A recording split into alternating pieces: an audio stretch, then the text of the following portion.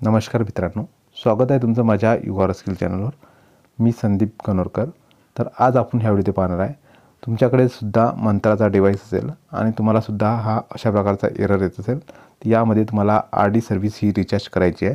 तर यामध्ये आपण पाहणार आहे की आरडी सर्व्हिस ही रिचार्ज कशी करायची, यासाठी तुम्हाला कोण्या पोर्टलवरून तुम्हाला याची रिचार्ज करायची आहे, याची संपूर्ण माहिती आपण आज या व्हिडिओ पाहणार आहे। त्यासोबतच जर तुमच्याकडे जर आरडी सर्व्हिसचा जो नंबर असतो तो जर तुमच्याकडे नसेल तर तो नंबर तुम्हाला सुद्धा कुठून काढायचा आहे ते सुद्धा आपण आज या व्हिडिओ पाहणार आहे। तर व्हिडिओ स्किप न करता अगदी शेवटपर्यंत पहा आणि चॅनलवरती नवीन असाल तर प्लीज चॅनलला सबस्क्राईब आणि बेल आयकॉन दाबायला विसरू नका। असेच CSC माय सेवा या रिलेटेड व्हिडिओ पाहण्यासाठी चॅनलला नक्की सबस्क्राईब करून ठेवा। आणि जर तुम्हाला काही प्रॉब्लेम येत असतील, काही शंका असतील तर नक्की कमेंट्स करा। कमेंटचा रिप्लाय तुम्हाला 24 तासाच्या आत दिला जाईल। आणि आपला व्हॉट्सअप ग्रुप आहे, टेलिग्राम ग्रुप आहे। व्हॉट्सअप ग्रुप आणि टेलिग्राम ग्रुप हा नक्की जॉईन करा। चला तर मग व्हिडिओ सुरू करूया। तर तुम्हाला सर्वात आधी तुमचा डिव्हाइस हे अटॅच करून घ्यायचा आहे। अटॅच केल्यानंतर जर तुम्हाला हा प्रॉब्लेम येत असेल, हाच जर प्रॉब्लेम तुम्हाला येत असेल तरच तुम्हाला रिचार्ज करायचा आहे। जर अदर काही दुसरा प्रॉब्लेम येत असेल तर तुम्हाला रिचार्ज करायचं नाही, तुम्हाला दुसरे काही सेटिंग करावं लागेल। त्याबद्दल सुद्धा आपण नक्की व्हिडिओ बनवू। तर तुम्हाला इथे मंत्रा आरडी सर्व्हिस रिचार्ज यावर टाईप करायचा आहे आणि सर्च करायचं आहे। सर्च केल्यानंतर तुम्हाला ही फर्स्ट वेबसाईट मिळेल। या फर्स्ट वेबसाईटवर क्लिक करून इथे यायचं आहे। या पोर्टलची लिंक मी तुम्हाला डायरेक्टली डिस्क्रिप्शनमध्ये दिली आहे। त्यावर क्लिक करून तुम्हाला इथे आरडी सर्व्हिस यावर क्लिक करायचं आहे। लक्षात द्या, आरडी सर्व्हिसवर क्लिक करायचं आहे। आरडी सर्व्हिसवर क्लिक केल्यानंतर तुम्हाला इथे अशा प्रकारे इंटरफेस पाहायला मिळेल। जर तुम्ही आधीच रिचार्ज केला असेल, जर तुम्हाला काही प्रॉब्लेम येत असेल तर तुम्हाला इथे पेमेंट ID टाकायची आहे।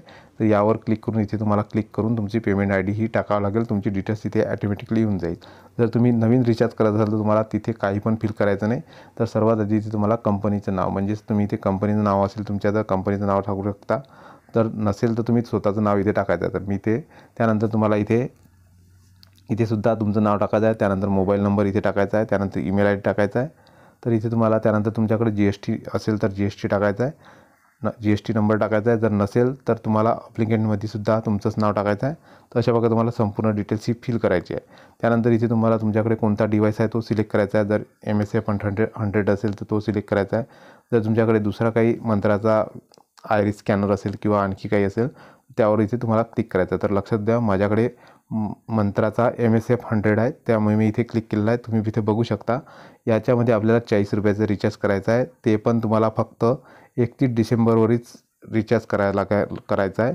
31 डिसेंबरवरच तो व्हॅलिड राहणार आहे। जर तुम्हाला त्यानंतर पुन्हा आणखीन 31 डिसेंबरनंतर तुम्हाला रिचार्ज करायचा आहे, कारण खूप कमी दिवस राहिला कारणाने तुम्हाला फक्त 40 रुपये इथे शो होत आहे।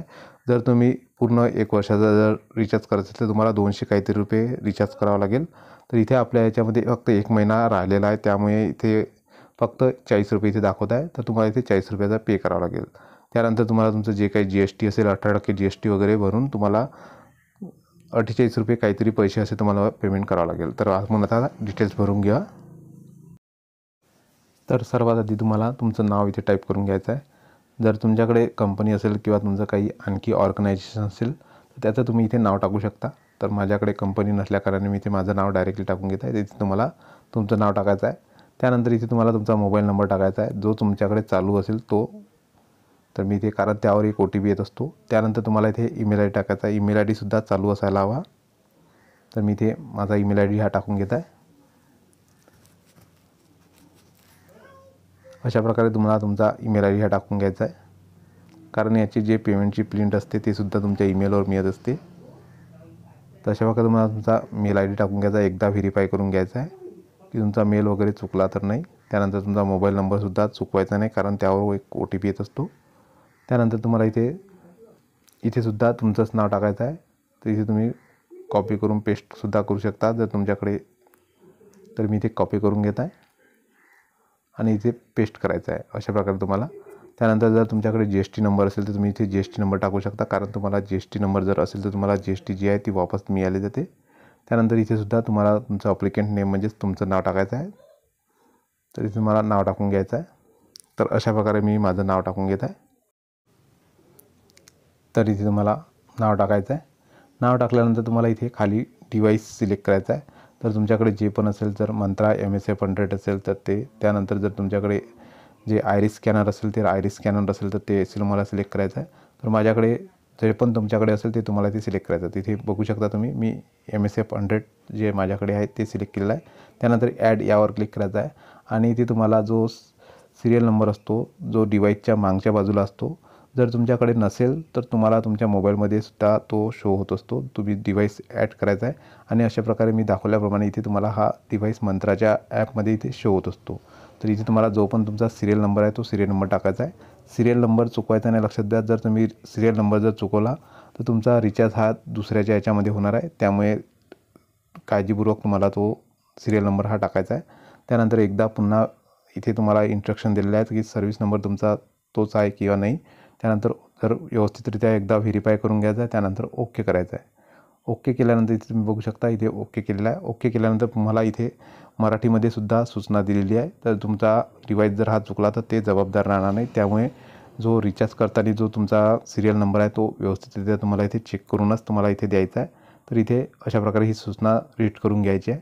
त्यानंतर ओके करायचं आहे. बघू शकता तुम्ही इथे सिरियल नंबर एकदा व्यवस्थितरित्या आणखी चेक करून घ्या. सिरियल नंबर जर चुकला तर तुमचा रिचार्ज हा वेगळ्याच कोणाच्या तरी RD सर्व्हिस रिचार्ज होईल. त्यानंतर ओके करायचं आहे. जर तुम्हाला आणखी कोणाचं जर तुमच्याकडे आणखी RD सर्व्हिस रिचार्ज करायची असेल तर तुम्ही ॲट अ टाईम 2 ते 3 RD सर्व्हिस रिचार्ज करू शकता. त्यानंतर तुम्हाला अशा प्रकारे इथे इंटरफेस पाहायला मिळेल. इथे तुम्ही बघू शकता, यावर क्लिक करायचं आहे. त्यानंतर इथे तुम्ही बघू शकता इथे तुम्हाला तुमचं ₹40 जर अमाऊंट आहे. त्यानंतर 18% GST म्हणजे तुम्हाला ₹47.20 हे पेमेंट करायचं आहे. तर तुमच्या वॉलेटमधून किंवा तुमच्या जे पण तुम्हाला फोनपे, गुगल पे ज्यांनी तुम्ही पेमेंट करत असाल. त्यानंतर तुम्हाला इथे तुमचं स्टेट जे काही असेल ते स्टेट सिलेक्ट करून घ्यायचं आहे. त्यानंतर तुम्हाला तुमचा जे पण सिटी म्हणजे जे पण जिल्हा असेल तो जिल्हा सिलेक्ट करून घ्यायचा आहे. तर अशा प्रकारे तुम्हाला तुमचा जो पण जिल्हा आहे तो जिल्हा सिलेक्ट करायचा आहे. जिल्हा सिलेक्ट केल्यानंतर इथे तुम्हाला तुमचा ॲड्रेस व्यवस्थितरित्या पूर्णतः ॲड्रेस टाकून घ्यायचा आहे. जो पण तुमच्या डॉक्युमेंट्सवर असेल तो तुम्हाला इथे ॲड्रेस टाकून घ्यायचा आहे. तर अशा प्रकारे मी माझा ॲड्रेस हा टाकून घेत आहे.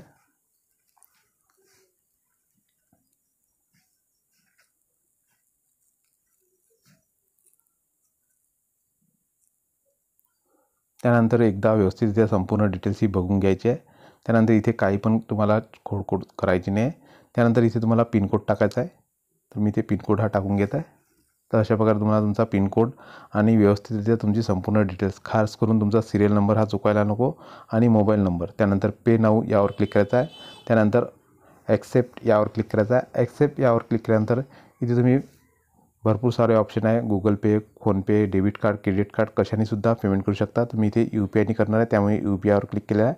UPIवर क्लिक केल्यानंतर तुमचा जो पण मोबाईल UPI असेल तो त्यावर तुम्हाला एक OTP येईल. तो OTP तुम्हाला इथे टाकून घ्यायचा आहे. जो पण आपण वरती आता मोबाईल दिला होता त्या मोबाईलवर एक OTP आलेला आहे. तो OTP तुम्हाला इथे टाकायचा आहे. तुम्ही इथे OTP टाकून घेत आहे.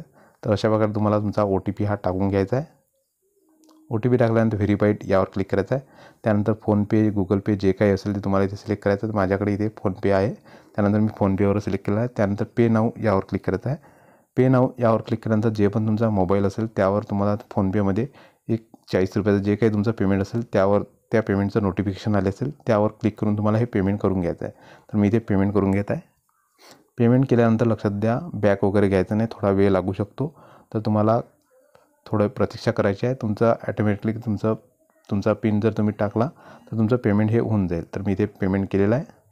पेमेंट केल्यानंतर तुम्ही बघू शकता आता इथे तुम्हाला अशा प्रकारे तुमचं पेमेंट हे झालेलं आहे. अशा प्रकारे तुम्हाला इथे शो होईल. तर इथे तुम्हाला बॅक वगैरे घ्यायचं नाही. त्यानंतर तुम्हाला इथे अशा प्रकारे तुमचं पेमेंट हे झालेली आहे. पेमेंट जर तुम्हाला प्रिंट हवी असेल तर त्यावर क्लिक करून तुम्ही इथे प्रिंट ही घेऊ शकता आणि प्रिंट तुम्हाला जपून ठेवायची आहे. तर अशा प्रकारे तुम्हाला हे रिचार्ज करायचं आहे. रिचार्ज केल्यानंतर तुम्ही बघू शकता तर ही मी इथे सेव्ह करून घेत आहे. तुमच्याकडे जर प्रिंट असेल तर प्रिंट घेऊ शकता तुम्ही.